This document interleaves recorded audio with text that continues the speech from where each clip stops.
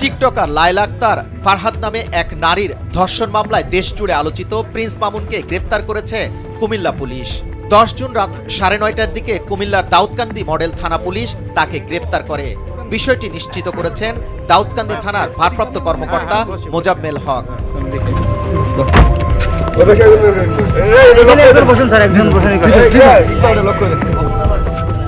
তিনি আরো বলেন, মামুনের বিরুদ্ধে ডিএমপি ক্যান্টনমেন্ট থানায় একটি ধর্ষণ মামলা আছে।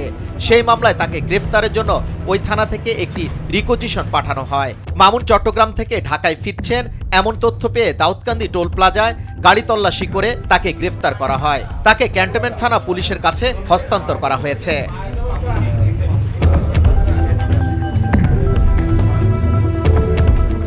আমরা যখন বিয়ের ঘোষণা দিব, আমাদের বিয়ে হবে, বিয়ের অনুষ্ঠান হবে, তখন সবাইকে আমরা দাওয়াত দিব। যত মানুষ আছে, ধরেন 1 লাখ মানুষ খাওয়াবো।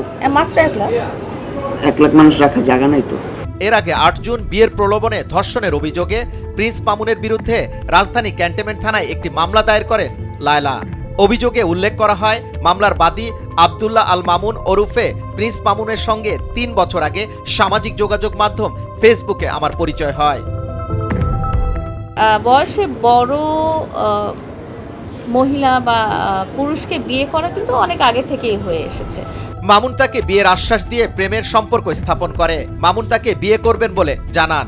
তার কথা সরল মনে বিশ্বাস করে তাকে বাসায় থাকার অনুমতি দেওয়া হয়। মামলায় অভিযোগ করা হয়, 2022 সালের 7 জানুয়ারি মামুন তার মাকে সঙ্গে নিয়ে আমার বাসায় এসে বসবাস করতে থাকেন। তার সাথে আপনি যদি 5টা মিনিট টাইম স্পেন্ড করেন তাহলে বুঝতে পারবেন যে ওর মধ্যে মানবিক গুণাবলীগুলো অনেক। ওই দিন থেকে আমার বাসায় আমার সঙ্গে একই রুমে থাকতে শুরু করেন। বিয়ের প্রলোভন দেখিয়ে একাধিকবার শারীরিক সম্পর্ক স্থাপন করেন।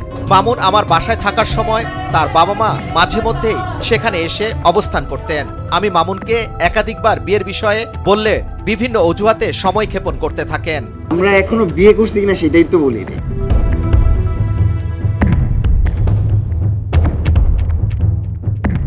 এবছর 14 মার্চ মামুন আবারও ধর্ষণ করেন। পরে বিয়ের বিষয়টি তাকে বললে ক্ষিপ্ত হয়ে ওঠে। আমাকে বিভিন্ন অশালীন ভাষায় গালিগালাজ করেন। রাজধানী ক্যান্টনমেন্ট থানায় লায়লার দায়ের করা ধর্ষণ মামলায় 10 জুন রাতে তাকে গ্রেফতার করা হয়।